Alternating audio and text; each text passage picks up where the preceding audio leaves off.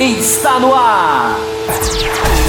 O mais tradicional podcast sobre corridas do Brasil. Os comentários e o debate sobre automobilismo de um jeito que você só ouve aqui. A partir de agora, Bárbara Franzin, Thiago Raposo, Diogo Gomes, Thiago Rosa e Fábio Campos apresentam Café com Velocidade. Café com Velocidade. A dose certa na análise do esporte a motor. Para você que nos ouve no cafécomvelocidade.com.br, estamos começando mais um bloco da edição 586, uma edição muito especial, onde comemoramos 11 anos de existência, 11 anos no ar, no dia exato, de 31 de outubro, nós estamos gravando no dia 29, mas é nessa semana, então já é edição comemorativa de 11 anos.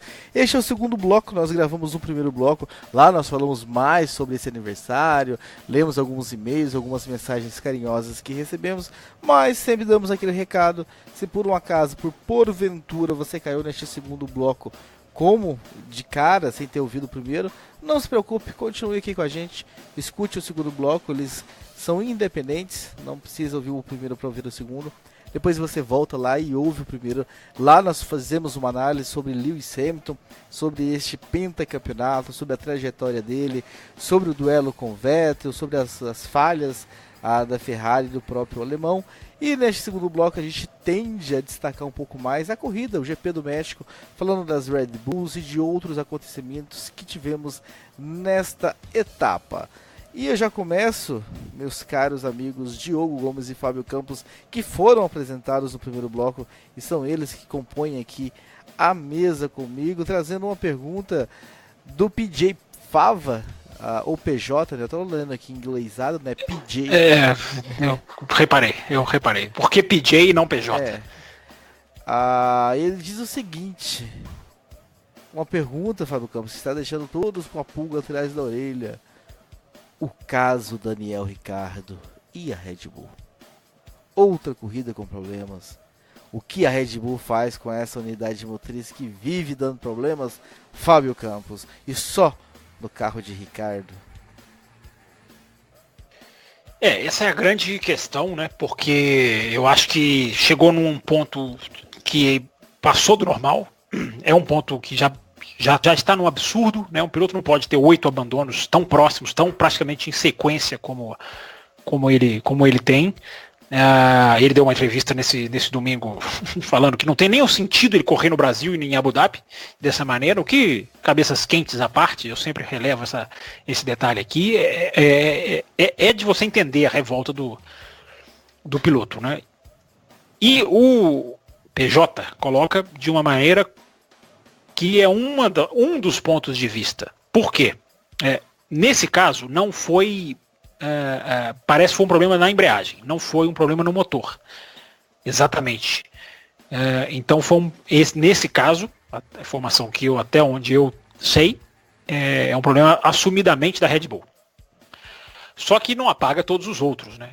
E o modo como o PJ coloca, né, o que a Red Bull faz, é uma coisa que nós nunca vamos saber. Por quê? A Red Bull, claro, joga a culpa na Renault, na maioria das quebras, exceto o México, repito. A Renault devolve, dizendo que a culpa não é dela. Então nós nunca vamos saber exatamente o lado certo. A gente tem que tentar ponderar o lado técnico. Por quê? Por mais vergonhoso que sejam, os outros carros da Renault não quebram dessa maneira. Não só os da equipe oficial, como os da McLaren, que também usam os mesmos motores. A Red Bull trabalha, por exemplo, com outro lubrificante. Para dar um exemplo, ela não usa o mesmo lubrificante até porque essas coisas são contratuais, né? Ela não usa o mesmo lubrificante que a Renault usa. Então isso é um pequeno detalhe. Você pode, na Fórmula 1 hoje, matar um motor, sim, se você não der a ele a refrigeração que ele precisa, se você não der a ele o encaixe no chassi que ele exige, se você não der a ele uma caixa de câmbio que digamos, seja compatível, para usar uma expressão bem dos tempos atuais, com o motor. Então, esse questionamento é muito válido, porque não dá para cravar que é um problema da Renault. Não dá para cravar. Porque justamente isso está acontecendo só com a Red Bull. Engraçado até que só em um carro da Red Bull. e são várias vezes o motor, várias vezes, né? O que acontece é o motor que quebra, ou uma parte ali do motor, uma questão hidráulica, ou algo que sai ali do motor, ou uma parte do turbo, enfim, unidade de potência, né? Que é todo o conjunto que a Renault fornece para a Red Bull. E é inadmissível chegar a esse ponto. Alguém está fazendo alguma coisa muito errada. E é uma parceria que está chegando no fim, que também é uma equação, é um X que tem que ser colocado nessa equação. Que é uma parceria que está chegando ao fim. E a gente viu também como chegou ao fim a parceria Renault com a Toro Rosso no ano passado. Né? Chegou ao fim de uma forma tão ridícula que a FIA teve que inventar uma padronização dos motores, uma proibição de motores diferentes, quase que uma obrigação de unidades semelhantes, software de programação semelhantes, porque 2017 acabou daquele jeito, a Renault justamente brigando com a Toro Rosso nos pontos, e a Toro Rosso não conseguia andar. Eles não conseguiam andar. O Gasly estava até lembrando, né? O Grande Prêmio do México ano passado, ele não conhecia a pista, ele só foi andar na corrida. Ele não andou nos treinos, ele não andou no qualify, não conseguiu andar. Né? Então, ao mesmo tempo em que a gente tem que ponderar como que a Red Bull está realmente trabalhando esse motor, existe também o lado da Renault, que não terminou bem uma parceria o ano passado. Então ficam esses dois lados, o ouvinte escolhe o dele e retribui para nós escrevendo no nosso e-mail o que ele acha, porque é uma análise que tem que ser feita com muita cautela, porque é muito difícil a gente de fora saber, inclusive porque um lado está empurrando para o outro. Né? Joe Gomes, eu vou pedir para você esperar mais um pouco, porque a gente tem duas perguntas direcionadas a Fábio Campos sobre o mesmo assunto, e talvez após as perguntas ele queira complementar um pouco mais. Uma vem do Jailson, que diz o seguinte... ele fala do Verstappen, que eu vou ler daqui a pouco, e ele diz o seguinte: do outro lado, o azar do Ricardo. Sei que o Fábio Campos já vai resmungar que não há azar e tal, mas está difícil pro australiano. E outro que falou sobre o assunto foi o nosso querido Marcelo Cesarino. Pergunta para o Fábio Campos: os treinos da sexta mostraram uma classificação toda misturada com Renault, Toro Rosso e um bom equilíbrio entre os tempos. Mas o domingo uma corrida bem sem graça, com mais uma quebra da Red Bull do Ricardo. O que aconteceu? A carruagem virou abóbora? Você está falando da Red Bull? Sim, do Ricardo. Não, porque é muito complicado, né? Os dois colocam aí. Primeiro que eu não resmungo, tá? Quem foi antes dele, antes do Cesarino, que você leu, foi o Jailson, né? Jailson. Você ganha sempre pontos comigo, agora você pegou alguns aqui na sua. Você tá igual o Grosjean ainda, daqui a pouco você estoura o limite. Mas são os seus primeiros, tudo bem. A questão não é azar, Jailson, porque está havendo a quebra. Algum dos lados está falhando, é o que eu falei aqui agora na minha primeira resposta. Há uma falha. Por que está acontecendo no carro do Ricardo? Não sei. Porque, na verdade, se a gente for analisar, quem critica a Renault final de semana atrás de final de semana é o Verstappen. O Verstappen, eu não tenho dúvidas que ele pega muito mais pesado com a Renault do que o Alonso pegou com a Honda. É porque o Alonso teve aquele roubo no Grande Prêmio do Japão, aquele rádio, GP2, né, motor GP2, enfim. Aquilo ficou mais vistoso. Mas no conjunto da obra, para falar mais um clichê que eu detesto, o Verstappen bate muito mais na Renault. Né? Inclusive ele falou, quando no Grande Prêmio foi quando que o Ricardo anunciou? Foi depois da Hungria, né? Então quando no Grande Prêmio da Bélgica, depois das férias, eles foram perguntar pro Verstappen o que ele achou da saída do Ricardo, assim tão inesperada, o Verstappen falou assim: ele sair me surpreendeu, mas agora o que mais me surpreendeu é ele sair para Renault. Realmente isso me surpreende muito. Então o Verstappen não tem o menor ele não tem o menor cuidado, não tem a menor cautela para atacar a Renault. E é impressionante, porque toda corrida o cara quebra, né, gente? Toda corrida o cara quebra. Eu entendo muito bem a postura dele na entrevista de falar: não tem nem sentido eu ir para o Brasil e para Abu Dhabi, não tem sentido eu correr. Porque ele faz a pole do jeito que fez. Não nos esqueçamos disso, vocês dois ouvintes aí dos e-mails. Não nos esqueçamos disso. A pole foi maravilhosa, porque foi assim daquelas, ele não era o mais rápido o final de semana todo, o Verstappen vinha acertando, e ele crava aquela volta no final. A pole foi incrível, né? E agora, por que está acontecendo, gente, nós não vamos saber. Eu ponderei aqui os dois lados. Uma equipe consegue sim prejudicar um motor, consegue sim fazer um motor quebrar, mas o histórico da Renault não é bonito. Ela não terminou bonita a sua parceria com a Toro Rosso, porque inclusive brigavam pelos pontos na tabela. Agora sim, Diogo Gomes. A explicação para o que está acontecendo com ele, acho que fica claro que não tem como a gente saber, né? Porque foram questões variadas. É até chato, eu diria, né, jogar essa questão de sorte e azar, mas também eu acho que a equipe o sabote ou qualquer coisa do tipo, que aí já entra num ponto até meio sem sentido, eu diria. Agora, assim, já que a gente não tem como saber exatamente por que está acontecendo com tanta frequência no carro dele, nem a equipe vai falar, na verdade é mais a questão de lamentar a chance perdida. Nas outras corridas também, claro, mas principalmente nessa, por conta da pole do sábado, que eu, particularmente, quando eu vi a Red Bull passando na linha, eu falei, olha, o Verstappen confirmou a pole, mas na realidade era o Ricardo, depois que eu fui perceber, para você ter noção do quanto eu não estava esperando nem de maneira alguma a pole dele, e foi uma pole belíssima, a Fórmula 1, inclusive, soltou no canal no YouTube uma comparação, né, com as duas poles lado a lado, assim, as duas voltas lado a lado, melhor dizendo, né, no caso a pole do Ricardo.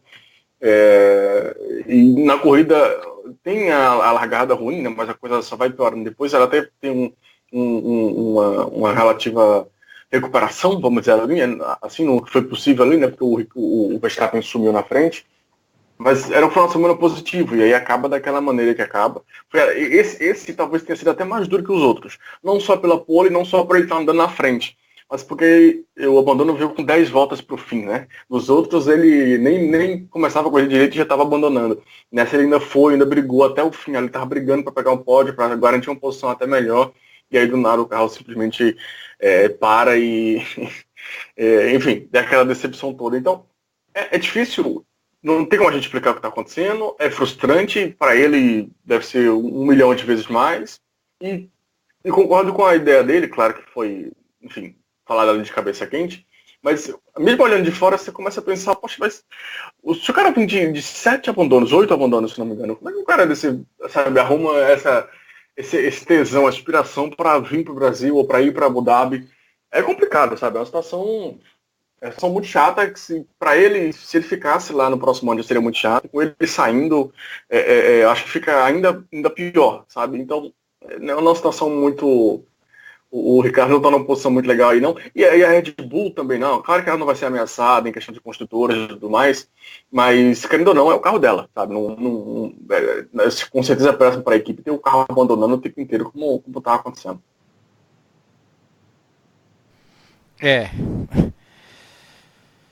Mistérios à parte, é bem estranho, né?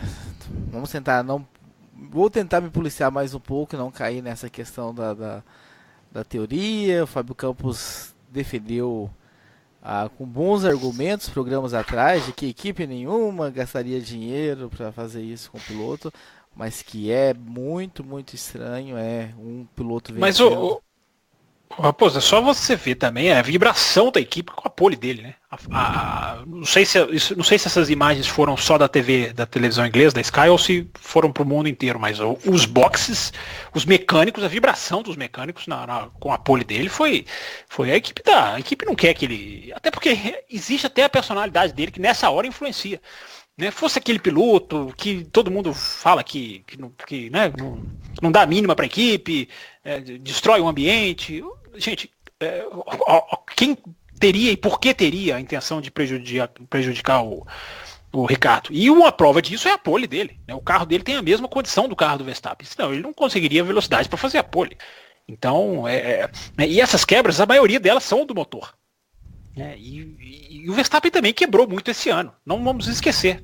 Porque as mais recentes deixam a impressão de que é só o Ricardo. Não é. O Verstappen quebrou na Hungria e saiu xingando para tudo quanto é lado, falando palavrão, inclusive depois de desculpa. Ou seja, é mais o Ricardo, mas não é só o Ricardo. É importante colocar isso também. Ok, vamos falar agora da outra Red Bull. A Red Bull venceu Max Verstappen, conquistando a sua 5ª vitória na Fórmula 1, já alcançando aí, né, se a gente olhar um pouquinho para os números, para as estatísticas, que nós citamos ela no primeiro bloco, quando nós falamos do Hamilton, aí ele já começa a se equiparar aí com alguns grandes pilotos. O Jailson comentou, destaque para a corrida do Verstappen, que foi soberano na prova. Pena não ter conquistado a sua pole. Falando um pouquinho sobre então, né, essa questão soberana do Verstappen. Eu estou olhando aqui para ver se eu acho mais alguém que falou do Verstappen. Não, praticamente foram só os dois que falaram do Verstappen. Fala um pouquinho, Diogo Gomes, dessa vitória, mais uma vitória em grande estilo, né, assumindo a ponta ali com autoridade no começo e indo embora, mandando ver, sem ser atacado e sem ser pressionado por nem Ferrari, nem Mercedes e nem a outra Red Bull. Não, em 5 vitórias sem nenhuma pole, né? Enquanto você estava falando, eu estava tentando lembrar aqui algum piloto que tenha começado a carreira assim, mas não me vem à cabeça. Pelo contrário, eu lembro de situações de pilotos com pole sem vitória. O Alonso, por exemplo, começou assim. O Vettel não, porque ele confirmou na sequência, mas o Raikkonen também começou assim. O Hamilton também. Né, os 5 vitórias sem nenhuma pole é um caso até contrário. Inclusive, mesmo já estando aí há alguns anos, se ele conseguir a pole, ele vai garantir a posição de piloto mais jovem a conseguir uma pole na história da Fórmula 1.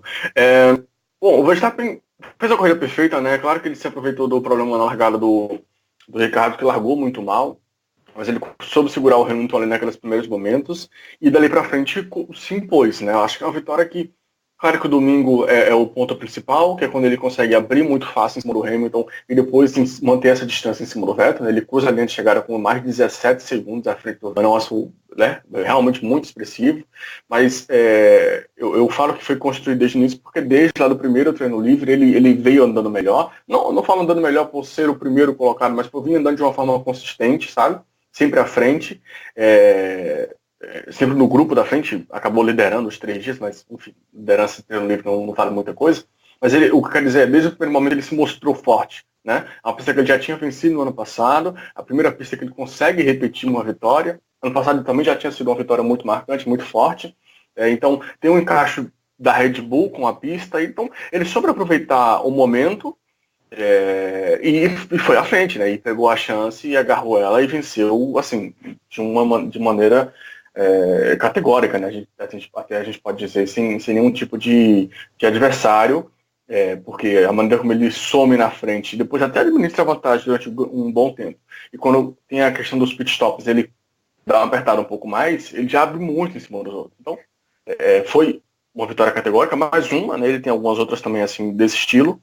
E que continue, né? Porque é um cara que vai ter muito caminho, muito chão pela frente ainda. E no ano que vem com a Red Bull ainda mais.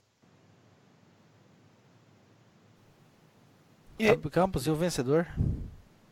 Vamos lá. Eu acho que o Grande Prêmio do México é um grande prêmio muito, muito único, né? Muito específico, e ele tem que ser sempre colocado como uma análise diferenciada, né? Isso que a Fórmula 1 vive no México, que ela não vive em lugar nenhum do planeta, faz com que a gente tire várias conclusões e evidencie muito do que a gente fala aqui já, se não há 11 anos, há no mínimo uns 8, né? A altura do Grande Prêmio, né, o fato de estar a 2.200 metros de altura, o fato de não haver o ar, o fato de trabalhar dessa maneira que eu falei no ano passado, e que eu adoro, eu continuo ainda vidrado com essa história, né, de o carro correr com a configuração de asa de Mônaco e fazer velocidades mais rápidas do que Monza, né, porque não tem ar. E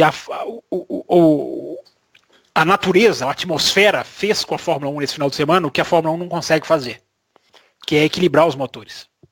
O que a Fórmula 1 nunca teve interesse em fazer, e o que a Fórmula 1, se fizesse, teria isso aí, mais vezes. Não foi uma grande corrida, mas foi uma corrida com 3 carros, com 3 equipes. Claramente, desde o primeiro minuto da sexta-feira, com 3 equipes brigando. Por quê? Porque não existe motor para fazer a diferença no México, porque não tem ar. O motor não trabalha com a sua capacidade total, né? O motor não tem ar para puxar, para fazer a combustão, ou seja, o motor que faz isso mais rápido, mais vezes sofre, e iguala todo mundo. Acaba igualando muito mais. E o que é a Fórmula 1 com motores mais iguais? É isso aí. Uma Fórmula 1 em que a Renault até ensaiou andar muito bem, a equipe Renault, depois caiu. E a Fórmula 1 em que você teve 3 carros brigando, 3 equipes brigando pela vitória. Né? Era a obrigação da Fórmula 1 trabalhar para isso. Como a Fórmula 1 não trabalha, tem que esperar uma vez por ano correr no alto da montanha para a atmosfera fazer o que a Fórmula 1 deveria fazer em todo final de semana. Então foi por isso que a Red Bull andou tão bem, não só por essa questão do motor, mas para comprovar que é um carro que o Adrian Newey ainda é o Adrian Newey, que é um carro que na hora que todo mundo bota a asa, ele se dá muito bem, por isso que ganha em Mônaco, por isso que venceram em Mônaco, por exemplo. Embora tenha a vitória na Áustria, né, que é uma pista aí ao contrário, né, uma pista de pouca asa, digamos assim.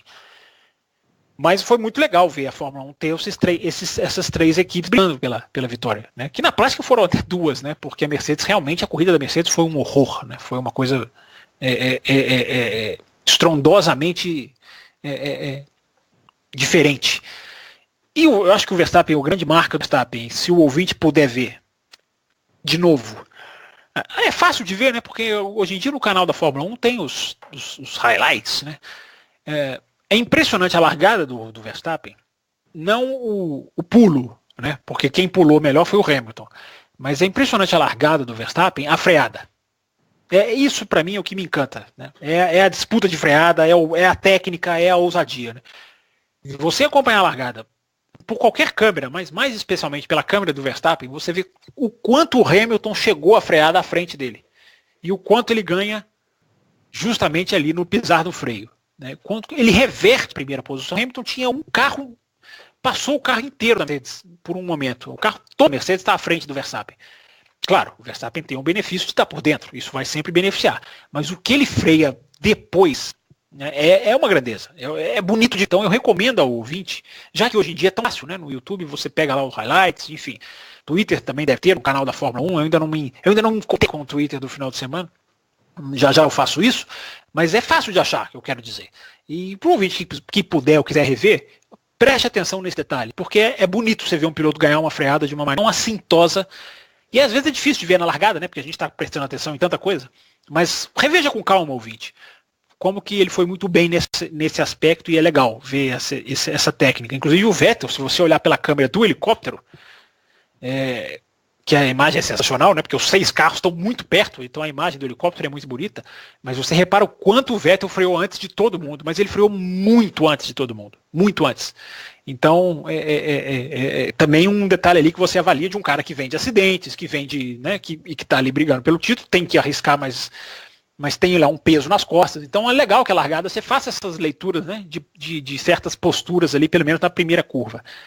Então acho que a vitória do Verstappen veio aí, né, veio não só nessa questão toda e o medo do Verstappen também, né, quando ele vê o Ricardo parado e ele fala, se tiverem que diminuir o motor, diminuam. Né, o turn down, né, que ele fala. Se tiverem que baixar, baixem. Ou seja, o desespero dele, né, de não quebrar, do que dá na equipe, no piloto, de quebrar também. Então ele fala, ele fala 2 vezes, né, pelo menos o rádio foi ao ar 2 vezes na transmissão, né, na corrida. Se vocês tiverem que baixar, abaixem.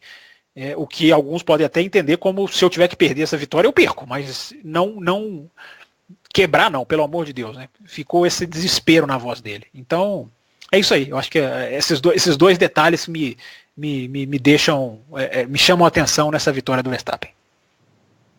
Já que você falou sobre as mídias sociais, você ou o Diogo também, que é um expert nas mídias sociais, poderiam responder aqui a pergunta do Kinopak, que diz o seguinte: posso não ter acompanhado a fundo nas corridas anteriores, mas nessa corrida do México eu vi o Twitter e YouTubes oficiais da Fórmula 1 fazendo transmissões ao vivo. Isso seria uma forma de tentar conquistar mais o público jovem? E isso já vem acontecendo já nas outras provas, Fábio Campos? Eles têm uma transmissão exclusiva via Twitter, que é um pós-corrida, né, que eles chamam de F1 Live. Isso já acontece desde o Grande Prêmio... Foi mais ou menos no meio do ano que essa novidade entrou. Então eu não sei se é exatamente isso que ele tá querendo dizer, né? No YouTube o canal tá muito mais ativo, né? Você tem várias coisas interessantes que vêm depois da corrida, como rádios, como ultrapassagens, né? Eu gosto muito quando o canal Twitter coloca ultrapassagens dos anos 90, dos anos 2000, porque eu acho que é importante, né, para aqueles que eu sempre falo, que acham que o automobilismo começou no dia que eles ligaram a televisão pela primeira vez. É sempre bom ver uns lances legais do passado, umas ultrapassagens interessantes, algumas brigas legais. Então eles têm se mexido sim, Knopak, e eles têm essa transmissão exclusiva, por exemplo, via Twitter, que é feita depois da prova. Eles têm investido muito nisso. As equipes ganham menos dinheiro hoje do que ganhavam ano passado, porque se tirou justamente do bolo para investir muito, muito dinheiro em transmissões ao vivo, enfim, programas, em coisas mais redes sociais, como diria outro. Antes da corrida eles também fazem tipo um aquecimento no YouTube, ao vivo, mostrando ali os bastidores, aí tem alguns comentários também, quase que um pré-race, eu diria, sabe? Só que não tem toda aquela questão de estar com os repórteres lá, buscando entrevistando os pilotos e tudo mais, mas para quem quer, sabe, ir fazendo uma aclimatação com a corrida e aumentando a expectativa e tudo mais, você tem isso no YouTube ali, uns 40 minutos mais ou menos que eles fazem. Vai mostrar aquelas coisinhas de os pilotos nas paradas, aquela coisa meio que superficial, mas pro cara que quer subir a expectativa, sabe, já entrar no ritmo da corrida, não simplesmente ligar a televisão e já ter a luz apagando, que é o que é feito aqui no Brasil, como funciona.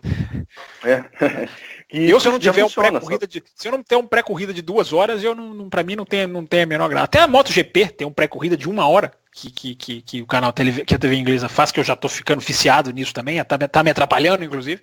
Mas é isso aí, o Diogo. Só para lembrar também, não sei se você quer complementar, desculpa te interromper, mas eles transmitiram também até no Grande Prêmio do Canadá uma coisa que eu até trouxe aqui para o ouvinte, né, em detalhes, que foi aquela raft race, né, aquela corrida dos barcos ali na raia de Montreal.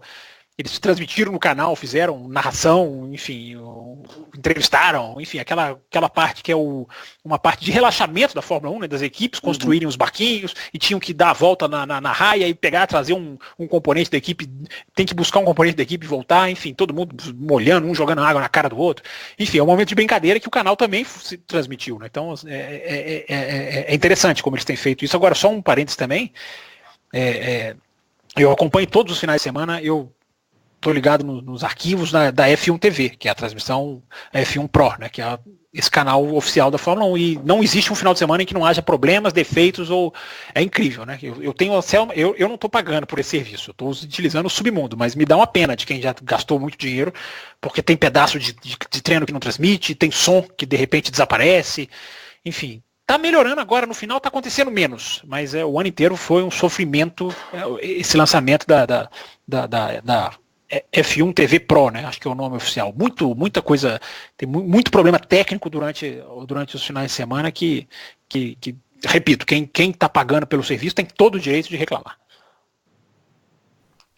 Agora, meus caros, eu quero trazer um ponto que é um ponto que nós já sabemos que existe, não é nada novo que eu vou trazer, mas que às vezes passa muito despercebido, mas que no México ficou muito gritante, pelo menos para mim. Eu queria que a gente discutisse aqui, debatesse um pouquinho esse assunto, começando agora então com você, Diogo Gomes.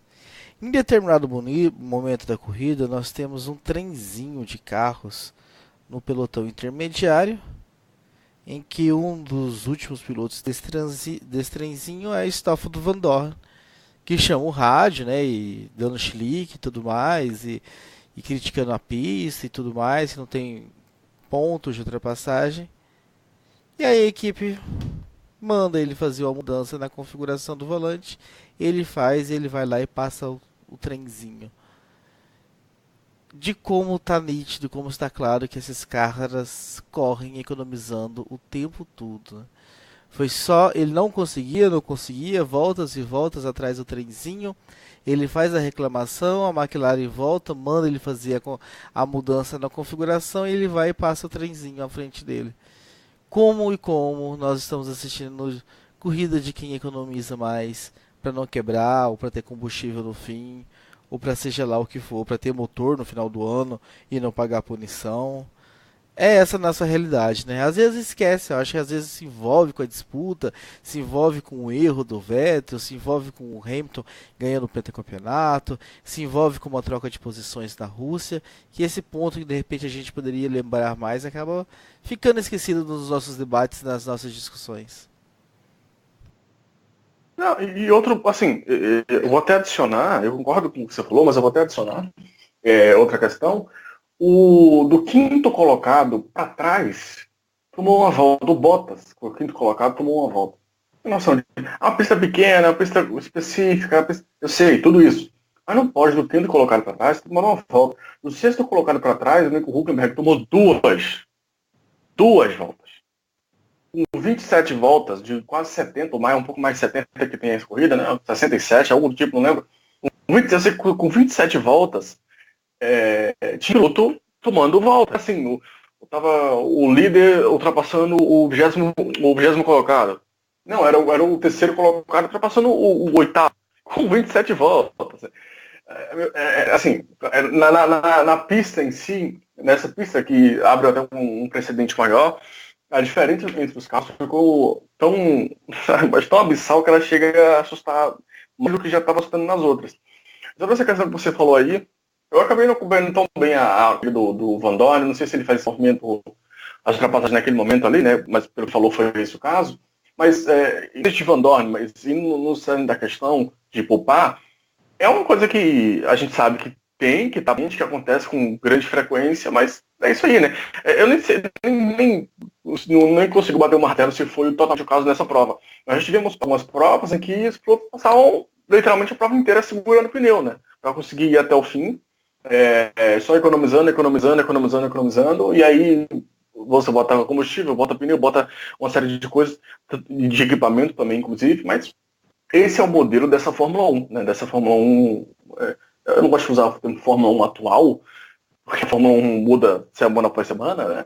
Mas dessa Fórmula 1 que a gente tem com esse regulamento, desse carro maior, essas asas, etc., né? Dessa motorização também, querendo ou não, não só em quantidade, mas o modelo em si, questão de motores, questão de combustível, enfim, é a realidade. Agora, se a gente ficar batendo em cima disso todo dia, toda hora, a gente não assiste a corrida, né? Então, eu que algumas coisas passam, mas em situações específicas vem à tona, como foi esse caso, e também começa a questão da diferença do grupo da frente para o grupo de trás, que, repito, tomou duas voltas. Parece coisa de retardatário na NASA, né? Eu gostaria de lembrar o ouvinte que no Grande Prêmio dos Estados Unidos, na semana passada, nós não falamos aqui, eu não sei se foi uma falha nossa, se a notícia já tinha saído na segunda, provavelmente sim, mas nós tivemos 2 pilotos punidos no Grande Prêmio dos Estados Unidos que não pouparam combustível suficiente, ou utilizaram, talvez a expressão certa nem seja essa, talvez a expressão certa seja, usaram um fluxo de combustível que não poderiam. Usaram combustível, para falar um português claro, que foram o Magnussen e o Ocon. O Magnussen até postou no Twitter aí, né? Estamos falando de redes sociais, ele até colocou, ele falou, olha, não é Fórmula 1, é Fórmula Fuel Saving. Ele escreveu, né? Fórmula poupança, digamos assim, né? Fórmula poupar combustível. O que eu achei muito interessante, até muito pertinente, porque nós estamos todos nos acostumando com esse tipo de corrida. Todos nós, café, imprensa, torcedores, arquibancada, dirigentes, todo mundo. Todos estão se acostumando com esse tipo de automobilismo de poupar. Poupar sempre fez parte do automobilismo. Sempre fez parte. Claro que sempre fez. A gente está vendo, inclusive, aí as corridas históricas que o Sport TV agora traz, que mostrou, inclusive, o Piquet, como aquela questão de ficar poupando. O Piquet meio que inventou, não é inventou, não é a palavra, mas revolucionou essa questão de não parar, de conseguir economizar pneu.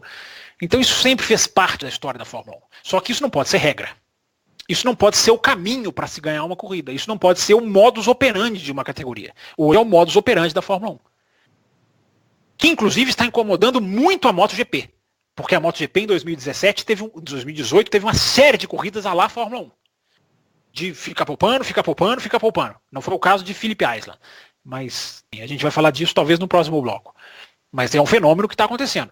E que está incomodando a MotoGP. E por que incomoda a MotoGP e não incomoda a Fórmula 1? Essa pergunta eu faço séria para o ouvinte. Não é uma pergunta retórica, não. Por que incomoda um e não incomoda o outro? A gente viu o Lewis Hamilton no final da corrida, ele estava levantando o pé no meio da reta. Quase que no meio da reta, pelo menos daquela reta secundária ali, né, entre as curvas 3 e 4. Então, tem muito a ver com a Pirelli, essa discussão. Tem muito a ver com a parte de eficiência energética, que a Fórmula 1 bate metas atrás de meta. Incrível como a Fórmula 1 está realmente gastando menos gasolina, o que é bom. Agora, tem que se chegar a um meio termo para as corridas se desenvolverem. Eu até em poupar, se ele contribui, o piloto tem que poupar o número certo. É mais ou menos a Fórmula E. A Fórmula E, a poupança, ela é muito aberta. O cara quer começar forte, ele pode terminar lento. O cara quer começar mais assim, mas tem um momento da prova em que ele pode segurar. Na Fórmula 1 não tem essa... A gente não está vendo isso. A gente está vendo os pneus horrorosos. Né? Acho que chegando no final do ano a gente já pode chegar a essa conclusão. Os pneus são horrorosos, porque eles não são exatamente do jeito que deveriam ser. Algumas corridas eles são muito duros. Nessa do México eles se desgastaram, mas aí eu acho até que faz parte do jogo, não foi planejado. Foi uma coisa meio inesperada. E os pilotos pediram, né? Os pilotos reclamavam todos os anos. Nossa, tá vindo pro México com um pneu muito duro. Agora a Pirelli simplesmente atendeu aos pilotos. Claro que ela não fez só por isso. Evidentemente ela não arriscaria uma coisa tão só porque pediram. Claro que ela fez um estudo de que era possível e levou lá os 3 mais macios.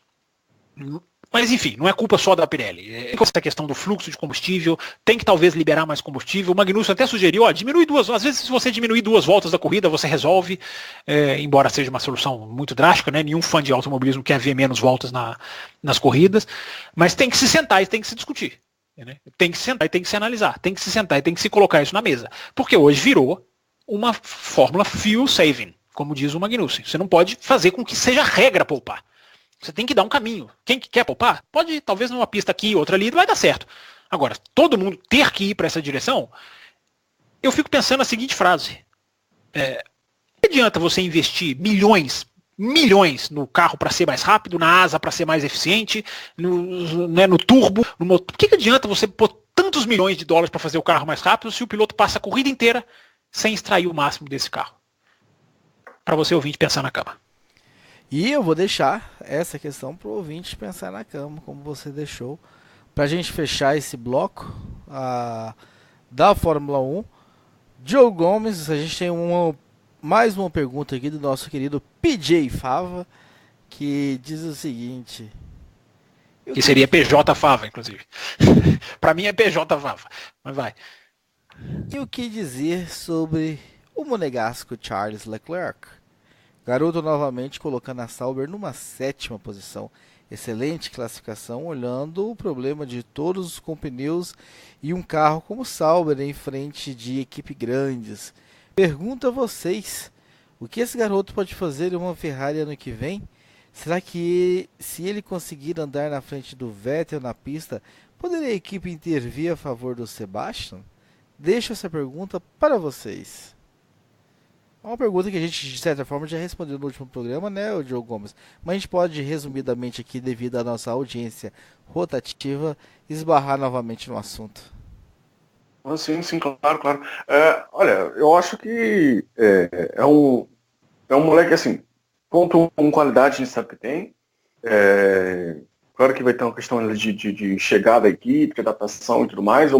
É isso que mais me preocupa, digamos assim, nesse início, né? A maneira como ele vai conseguir se adaptar à equipe como um todo, a maneira como ele vai conseguir chegar. Eu espero um Leclerc forte desde o primeiro momento, andando bem, sim, enfrentando o Vettel, sim, se for o caso. Não acho que a equipe vai segurá-lo ou algo do tipo, pelo menos não de início, né? Então ele vai ter um momento ali para se mostrar. Repito, pela milionésima vez, acho que a melhor decisão possível era colocar ele no lugar do Raikkonen, né? Fazer uma inovação, uma novidade, algo diferente, inclusive do padrão, digamos assim, usado pela Ferrari nos últimos anos, ou nas últimas décadas, talvez possa até ser dito dessa maneira. Então, expectativas altas, acho que sim, tem qualidade para chegar forte, já desde o primeiro momento, e nessa prova, dessa corrida especificamente, foi mais uma prova de como ele está bem na temporada, né, porque, claro que a Sauber andou muito bem esse final de semana, no geral, até o Ericsson também andou relativamente próximo dele, não totalmente, mas enfim, em pedaços. A Haas, por exemplo, sofreu bastante, né, que é uma equipe que geralmente fica um pouquinho ali na frente, briga diretamente com eles. E a Haas, como já estava de costume no México, sofreu bastante, então abriu um espaçozinho a mais para eles ali. A Toro Rosso também sofreu bastante esse final de semana, e algumas pistas da Toro Rosso conseguem andar um pouco a mais. Então, enfim, chances foram aparecendo, mas na questão de chance aparecer ou não aparecer, na maneira como ele aproveita isso. E, mais uma vez, aproveitou muito bem uma sétima colocação, sólida sétima colocação, né? O Ericsson também pontuou em nono, então mostra aí um bom momento da Sauber, mas mais uma grande corrida do Leclerc, sem dúvidas. Eu acho, PJ, eu não sei se você já ouviu o primeiro bloco, eu acredito que sim, mas vai fazer muito do que a gente falou do Hamilton, agora vai entrar muito em campo, como diria o outro, o que a gente falou do Hamilton no bloco passado. Eu não acho que isso vai acontecer, isso aí que você falou, não. Que se ele andar mais rápido que o Vettel, a Ferrari vai... Não, eu acho que a Ferrari está trazendo, inclusive são palavras do Marchione que eu acredito. Algumas coisas que eles falam a gente não acredita, algumas a gente acredita, né? Vai de cada um. De que está trazendo o Leclerc justamente para renovar, para dar um oxigênio, e ele usou essa expressão, para forçar o Sebastian Vettel. Né? Às vezes a Fórmula 1 tem muito disso, né? Você contrata um piloto para acertar o outro, para cutucar o outro, para demonstrar postura ante outro.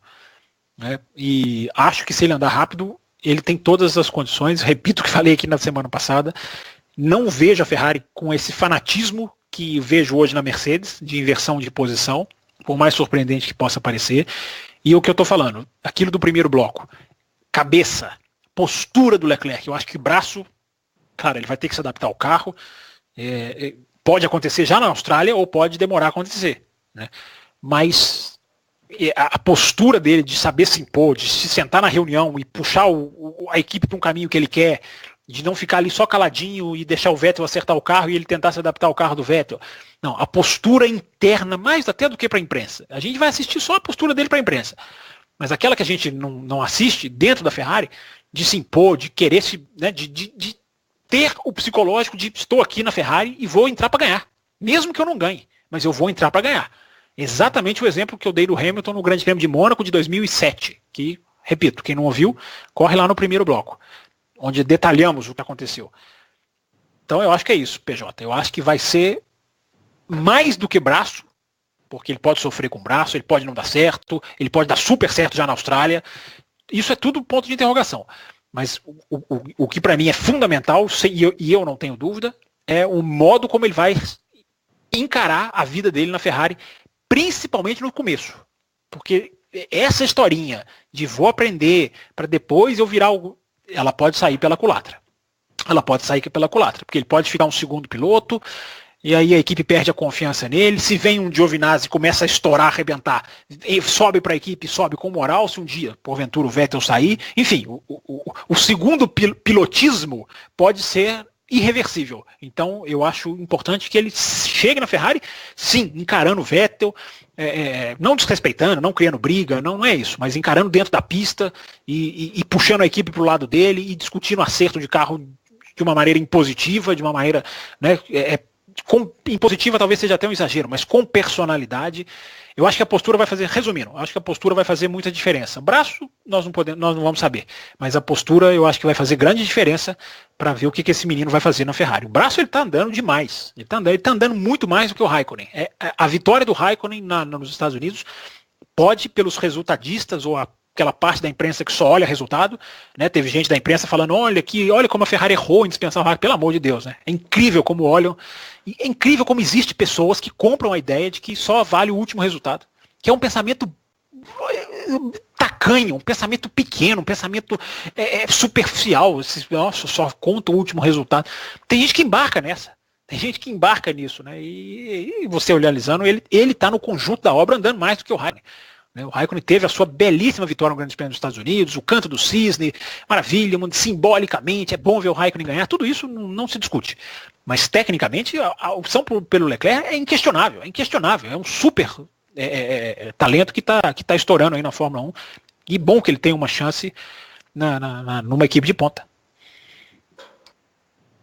Então é isso, chegamos ao fim do segundo bloco, fechando aí com o Grande Prêmio do México, onde tivemos a decisão.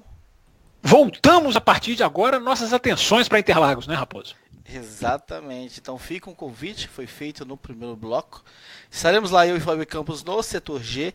E no sábado, depois, pós-classificação, nós temos um encontro numa cervejaria. Então estão todos convidados. Só entrar em contato com a gente para ter mais detalhes, endereço, horário e tudo mais. Quem for estar para a cidade, indo ou não a Interlagos. Eu vou dizer uma coisa aqui, Raposo. Diga. A abertura, eu não me esqueço da frase do Ricardo Banniman, que eu adorei, que ele mandou para mim no WhatsApp, de que Grande Prêmio do Brasil, para nós, malucos, como disse um dos ouvintes aí hoje, mas para nós, malucos, Grande Prêmio do Brasil é rave.